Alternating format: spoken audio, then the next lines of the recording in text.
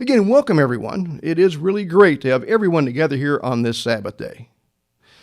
People often ask us why we hold services on Saturday when the vast majority of Christians consider Sunday, the first day of the week, to be holy. One of my relatives once said to me, he said, "Why don't you have church on Sunday like everybody else? Why don't you join mainstream Christianity and be like the rest of us?" Well, I acknowledge that indeed, most of the Christian world does go to church on Sunday. It's their holy day. But then I asked that relative, "Can you tell me why you go to church on Sunday?" The answer? I don't know. We've always gone to church on Sunday. Most Christians go to church on Sunday.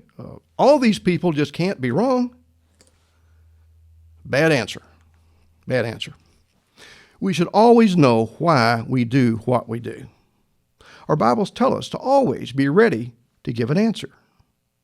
So today, can you answer that question? If you go to church regularly, why do you worship on the day that you do? And really, does it even matter which day? Well, today, I'd like to take a look at what the Bible says about the weekly holy day, the Sabbath. So where should we begin? Well, let's begin at the beginning, the very first page of our Bibles. Let's turn to Genesis 1, verse 1. That's Genesis 1, verse 1, the very first page of the Bible. Genesis chapter 1 describes the time when God created the earth and us. God created many things in that first week of creation. But I have another question for you. What was the last thing that God created in creation week? In that first 7-day week of creation, what was the last thing to be created? Does anyone know? Okay, let's see. Genesis 1, verse 1.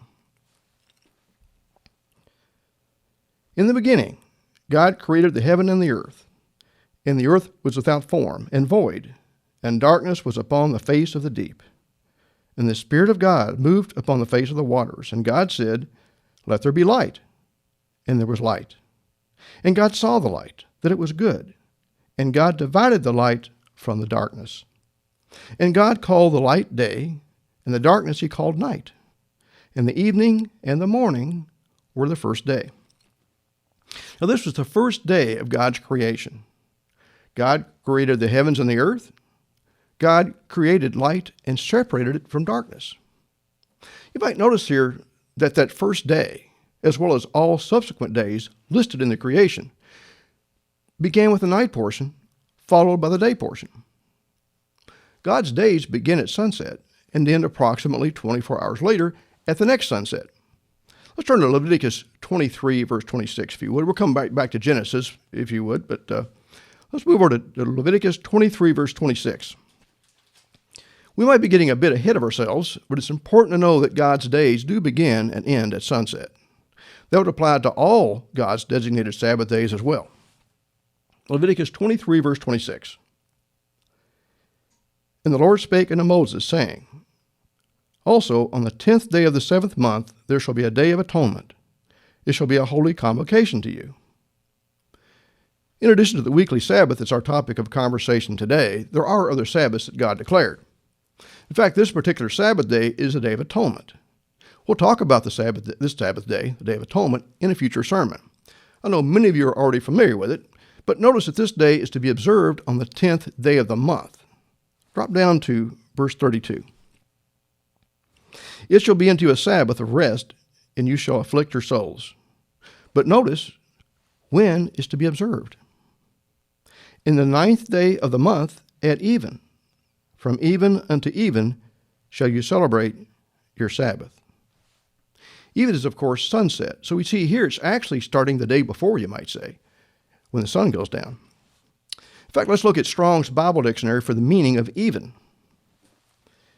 It would be H6153 in Strong's. It's a Hebrew Arab, and it means dusk, evening, night. Even is also defined in Deuteronomy 16, verse 6. And there we can see that even is the, quote, going down of the sun, close quote. You can check that if you like. You can find that in Deuteronomy 16, verse 6. Let's get back on topic. After day one of creation week, God created the plants, the sun, the moon, and the stars. He created the creatures that live in the water and on the land. He created every winged fowl, and God saw that it was good. Let's turn back to Genesis 1, verse 22. Let's pick up the story again in verse 22. We'll rejoin the story at the end of the 5th day of creation. Then we'll take a look at the 6th day of creation. Again, that's Genesis 1, verse 22. And God blessed them, saying, Be fruitful and multiply, and fill the waters and the seas, and let fowl multiply on the earth. And the evening and the morning were the 5th day. Thus ends the 5th day of creation. Let's continue reading about the 6th day of creation, verse 24. And God said, Let the earth bring forth a living creature after his kind, cattle and creeping thing, and beast of the earth after his kind. And it was so. And God made the beast of the earth after his kind, and cattle after their kind, and everything that creeps upon the earth after his kind. And God saw that it was good. And God said, Let us make man in our image, after our likeness, and let them have dominion over the fish of the sea, and over the fowl of the air, and over the cattle, and over all the earth, and over every creeping thing that creeps upon the earth. So God created man in his own image. In the image of God created he him, male and female created he them. And God blessed them, and God said to them, Be fruitful and multiply, and replenish the earth, and subdue it, and have dominion over the fish of the sea, and over the fowl of the air, and over every living thing that moves upon the earth.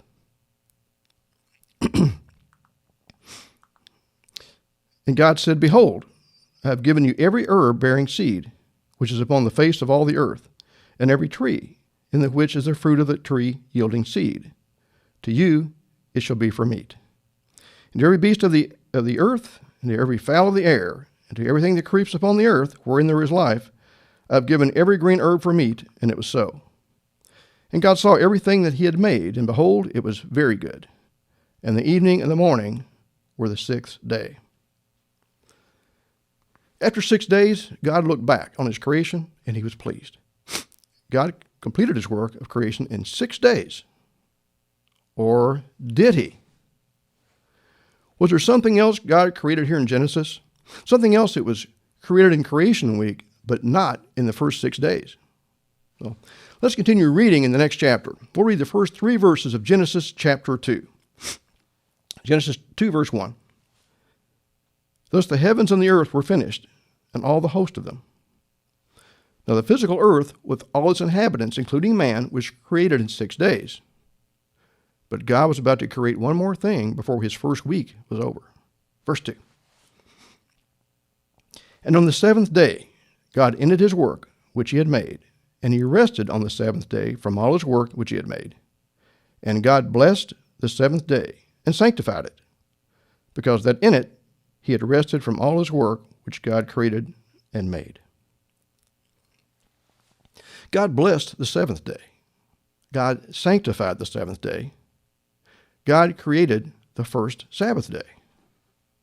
The word sanctify is H6942 in Strong's.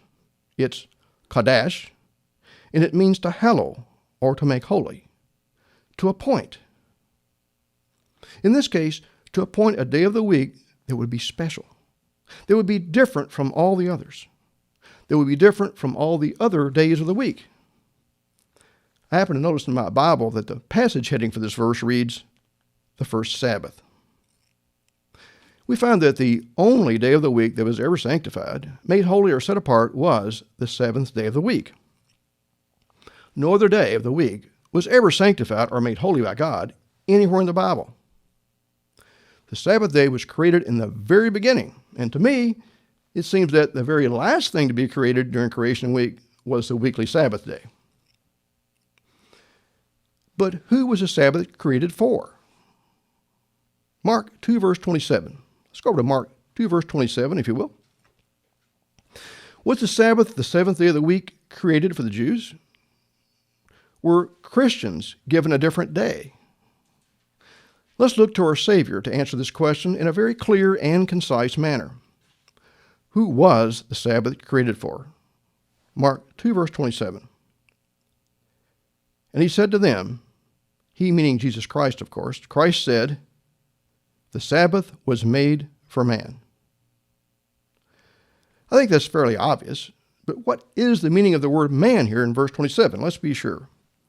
Looking at Strong's, the word man here is G444 in Strong's dictionary. It's the Greek word anthropos, and it means a human being. A human being. Are we human beings? Are the Jews human beings? Well, of course, we're all human beings. We're all God's children. The Sabbath day was made for all of us. Back to verse 27. The Sabbath was made for man and not man for the Sabbath. Again, the Sabbath was made for us, as we read here in verse 27, for our benefit. I believe those who keep God's Sabbath day will likely understand that. Verse 28. Therefore, the Son of Man, Jesus Christ, is Lord also of the Sabbath. People often speak of the Lord's Day. The phrase, the Lord's Day, appears exactly one time in the entire Bible. Now, that's found in Revelation 1, verse 10. And there John tells us, I was in the Spirit on the Lord's Day. Now, if the Lord's Day is referring to a specific day of the week here, and not a time in the distant future, then what day did Christ say he was Lord of? The Sabbath. The seventh day of the week. He never said he was Lord of any other day of the week. But does God actually command us to observe his holy day and keep it holy, his Sabbath? Let's turn to Exodus 20, verse 8, if you would. That's Exodus chapter 20, verse 8. Now, there's no question that God sanctified the seventh day and made it holy.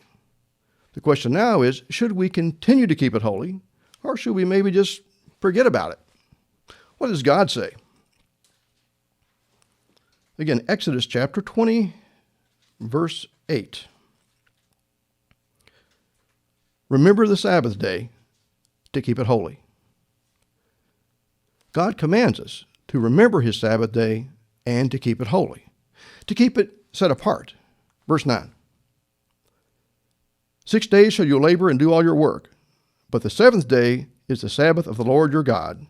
In it you shall not do any work, you, nor your son, nor your daughter, your manservant, nor your maidservant, nor your cattle, nor your stranger that is within your gates. For in 6 days the Lord made heaven and earth, the sea, and all that in them is, and rested the seventh day. Wherefore the Lord blessed the Sabbath day and hallowed it. Again, as we read in Genesis, God blessed the Sabbath, the seventh day of the week, and made it holy. You might have just noticed that what we just read is the fourth of the Ten Commandments. Now, over the years, Christians have fought to try to keep the Ten Commandments in public schools and other public places. The Ten Commandments are central to most Christian lives. No Christian would suggest dishonoring our mothers and fathers. No Christian would ever say it's okay to murder, commit adultery, to steal, or to lie. But few Christians actually keep the fourth commandment. For the most part, it's completely ignored. It's as if it has somehow become invisible, even though it's prominently displayed in Christian churches today. To me, it seems ironic that the fourth commandment, to keep the Sabbath day, is the longest of the Ten Commandments, yet it's the least observed. And we saw earlier that God commanded us to rest on the Sabbath day, the seventh day of the week. Let's turn over to Leviticus 23, verse 3, if you would. That's Leviticus chapter 23. We'll move down to verse 3. Did God also command his people to assemble on a specific day of the week? And if so, when are we to assemble? Did God give us any instructions about our assembling together?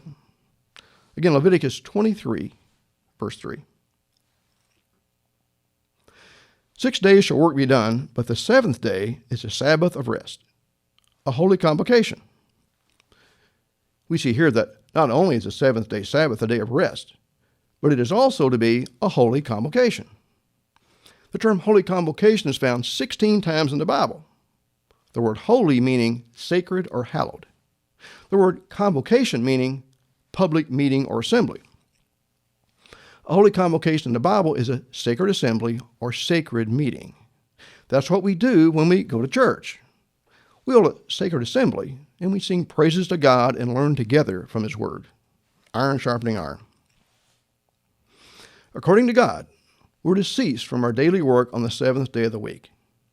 We're also to have a holy convocation that day, a sacred assembly, God's way of saying to go to church.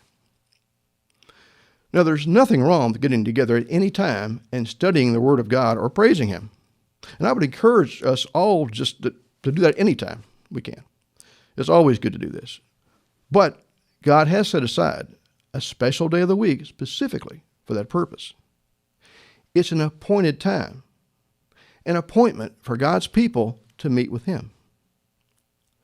Many say we should just worship any one day in 7, any day of our choosing. That's not really true. God set aside a specific day of the week, the 7th day. Some might say, but how do we know which day is the 7th day of the week? How do we know? Exodus 16, verse 22. Let's turn over, if you would, to Exodus chapter 16, and we'll go to verse 22. Now, calendars have changed over time, but the 7-day weekly cycle has not. After coming out of Egypt, God made sure the Israelites, including the tribe of Judah, knew when the Sabbath day was. There was no doubt. Notice this in Exodus chapter 16 as we read about the gathering of the manna. Again, Exodus 16, verse 22. And it came to pass that on the 6th day they gathered twice as much bread, 2 omers for one man. And all the rulers of the congregation came and told Moses. And he said to them, This is that which the Lord has said. Tomorrow is the rest of the holy Sabbath unto the Lord. Bake that which you will bake today, and seethe that you will seethe, and that which remains over lay up for you to be kept unto the morning. And they laid it up till the morning, as Moses bade, and it did not stink, neither was there any worm therein.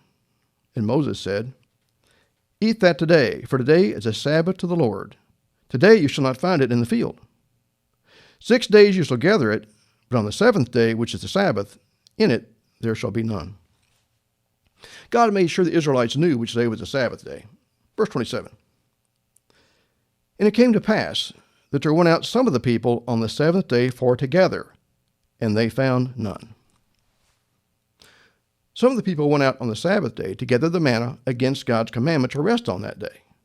Were they successful? No. They were instructed to prepare for the Sabbath the day before, so they could rest on the Sabbath day, per the commandment. The day before the Sabbath is a preparation day, the day when we're to get things ready or prepared for the coming Sabbath day. That way we can rest. I'm assuming now that those out gathering manna on the Sabbath didn't prepare on the preparation day by getting a double portion of the manna as God had instructed. Now, if that's true, they might have gone hungry on that Sabbath day. As always, it's best to follow God's commandments. We're blessed when we do. When we don't, well, that's a different story. But at the very least, God was not pleased with those who disobeyed His commandment to prepare the day before and then rest on the Sabbath day. We can see that in verse 28. And the Lord said unto Moses, How long refuse you to keep my commandments and my laws? God was not pleased that some ignored His commandments and went off to find manna on the Sabbath day. Verse 29. See, for that the Lord has given you the Sabbath. Therefore He gives you on the 6th day the bread of 2 days. Abide you every man in his place. Let no man go out of his place on the 7th day. So the people rested on the 7th day. As I said earlier, the Israelites definitely knew what day of the week was the 7th day Sabbath. If they'd forgotten during their captivity in Egypt, God made sure they knew when He brought them out, as we just saw. While it's true that most of the Israelites lost sight of the 7-day Sabbath as they mixed with other nations and lost their identity as Israelites, the Jews continued to keep the 7th-day Sabbath and largely remained together as a people. The Jews continued to observe the Sabbath day every seventh day of the week, just as they've done for thousands of years. We can be sure that our 7th day of the week, what many call Saturday today, is indeed the seventh day, the same day of the week that God sanctified and made holy. God's weekly Sabbath day. How many know that the rainbow is a sign between God and man? Okay. Genesis 9, verse 11. Let's look over there. Genesis 9, verse 11. The rainbow is a sign to us that God will never again destroy the earth by water. But God actually has given us many signs. Let's take a look at one of God's signs to us, beginning in Genesis, verse 11. Just Genesis 9, verse 11. And I will establish my covenant with you. Neither shall all flesh be cut off any more by the waters of a flood, neither shall there any more be a flood to destroy the earth. And God said, this is the token meaning sign, of the covenant which I make between me and you and every living creature that is with you for perpetual generations. I do set my bow in the cloud, and it shall be a token, again a sign, of a covenant between me and the earth. And it shall come to pass, when I bring a cloud over the earth, that the bow shall be seen in the cloud. And I will remember my covenant, which is between me and you, and every living creature of all flesh, and the water shall no more become a flood to destroy all flesh. And the bow shall be in the cloud, and I will look upon it, that I may remember the everlasting covenant between God and every living creature of all flesh that is upon the earth. Again, the rainbow is a sign to us that God will never again destroy the earth by water. Let's turn over to Exodus 31, verse 13 now, if you would. Exodus 31, chapter 31, and verse 13. I know most of us were taught about the rainbow as a sign of God's covenant with us. In fact, most of us learned this as children. But how many of us were taught that the Sabbath is also a sign between God and us? Exodus 31, verse 13. Speak you also to the children of Israel, saying, verily, my Sabbaths you shall keep. Why? Well, among other things, for it is a sign between me and you throughout your generations, that you may know that I am the Lord that does sanctify you. Drop down to verse 16, if you would. Wherefore, the children of Israel shall keep the Sabbath, to observe the Sabbath throughout their generations, for a perpetual covenant. It is a sign between me and the children of Israel forever. Forever there meaning eternal, perpetual, without end. For in 6 days the Lord made heaven and earth, and on the seventh day he rested and was refreshed. The sign between God and man, the Sabbath, will continue without end. This message is clearly intended for the children of Israel. Let's look at Galatians 3, verses 6 and 7. That's Galatians chapter 3, verses 6 and 7. Do we count? Are we children of Israel? If we are, then God is certainly talking to us. The Sabbath would be a sign between God and us in that case for sure. Galatians 3, verse 6. Even as Abraham believed God, it was accounted for him for righteousness. Know you therefore that they which are of faith, the same are the children of Abraham. So if we have faith, if we're believers, then we are the same as the children of Abraham. The children of Israel are also descendants of Abraham. Drop down to verse 28. Verse 28. There is neither Jew nor Greek, there is neither bond nor free, there is neither male nor female, for you are all one in Jesus Christ. And if you be Christ's, then are you Abraham's seed and heirs according to the promise. If we're believers in Christ, we're spiritual Israelites and heirs to the promise. The Sabbath day, a sign between God and Israel, is a sign between God and his people, and that would include all who follow Jesus Christ. Now, most Christians agree that Christ was our example. When we call ourselves followers of Jesus Christ, it's because we try to do our very best to follow in his footsteps, to do things as he did. In other words, to imitate him. Did Christ keep the Sabbath? Well, Mark 1, verse 17. Let's take a look. Mark chapter 1, verse 17. At the very beginning of Jesus' ministry, Christ was gathering his disciples together. They went to Capernaum and entered a synagogue. Jesus taught that day. What day of the week was it? Anyone like to take a guess? Let's see. Mark 1, verse 17. And Jesus said to them, "Come you after me, and I will make you become fishers of men." And straightway they forsook their nets and followed him. And when he had gone a little further thence, he saw James, the son of Zebedee, and John his brother, who also were in the ship mending their nets. And straightway he called them, and they left their father Zebedee in the ship with the hired servants, and went after him. And they went into Capernaum, and straightway on the Sabbath day, he, Jesus, entered into the synagogue and taught. Note that Jesus went to the synagogue on the Sabbath day and taught. Mark 6, verse 1. That's not too far away. That's Mark 6, verse 1. Mark chapter 6, verse 1. At the beginning of Mark chapter 6, Jesus had returned to an area where he grew up. On what day of the week did Jesus begin to teach in the synagogues there? Again, Mark 6, verse 1. And he, Jesus, went out from there and came into his own country, and his disciples followed him. And when the Sabbath day was come, he began to teach in the synagogue. And many hearing him were astonished, saying, "From where has this man these things? And what wisdom is this which is given to him, that even such mighty works are wrought by his hands?" The people were astonished at Jesus' knowledge. But the point here is that Jesus was honoring and observing the holy Sabbath day. Let me quickly read a couple more verses concerning Jesus and the weekly Sabbath day. You can jot these verses down if you'd like to go back to them later. In Luke chapter 6, verse 6, "And it came to pass also on another Sabbath that he, Christ, entered into the synagogue and taught." And in Luke 13, verse 10, Luke chapter 13, verse 10, "And he, Jesus, was teaching in one of the synagogues on the Sabbath." Jesus kept the weekly Sabbath day. That's the day he went to synagogue, or as we might say, to church. But after the death and resurrection of Jesus Christ, did his disciples continue to keep the Sabbath day? For that, let's turn over to Acts 13. We'll read verses 42 through 44. That's Acts chapter 13, we'll start in 42.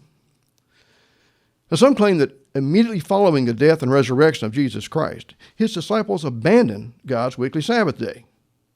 But I think we'll see that isn't true. Acts 13, verse 42. "And when the Jews were gone out of the synagogue, the Gentiles besought that these words might be preached to them the next Sabbath. And when the congregation was broken up, many of the Jews and religious proselytes followed Paul and Barnabas, who, speaking to them, persuaded them to continue in the grace of God. And on the next Sabbath day came almost the whole city together to hear the word of God." Almost the entire city showed up to hear about God on that Sabbath day. Wow. Acts 18, verse 4 is another place where we see that Paul preached every Sabbath in the synagogues. Let's turn over there if you would. That's Acts 18, verse 4. Acts chapter 18, verse 4. Now, there are many other examples where Christians, after the death of Christ, continue to assemble on the Sabbath day. Acts 18, verse 4.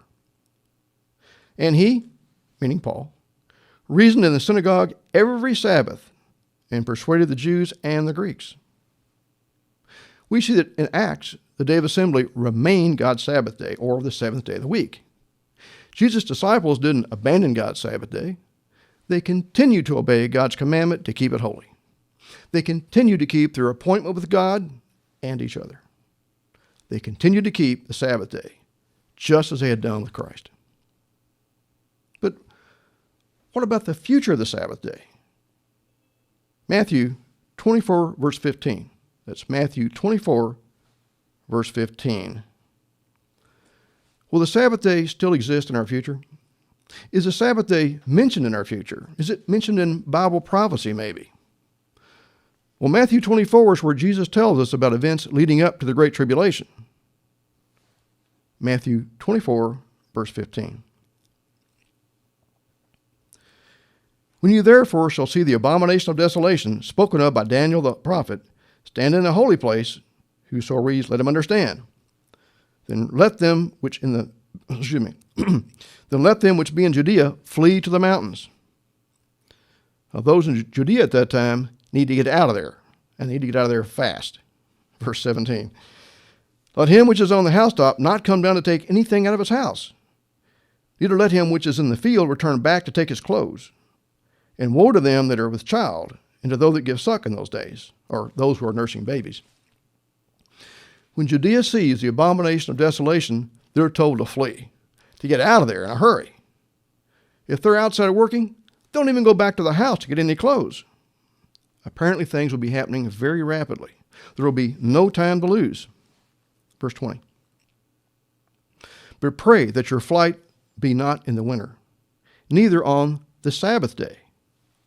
For then shall be great tribulation, such as was not since the beginning of the world to this time, no, nor shall ever be. Matthew 24 at this point is describing the very beginning of the Great Tribulation. Notice in verse 20, Jesus tells those in Judea to pray that their flight will not be in the winter or on the Sabbath day.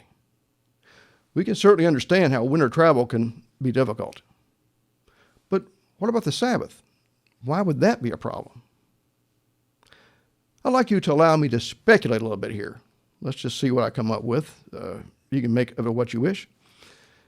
I understand that public transportation is sometimes very hard to find in Israel on the Sabbath day, particularly around Jerusalem. Buses and cabs are scarce, as people there cease to work on the Sabbath day. Also, many elevators there have a switch with 3 settings. Use a key to turn it. There's off, there's on, and there's Sabbath. You can look that up. A key is used to switch modes.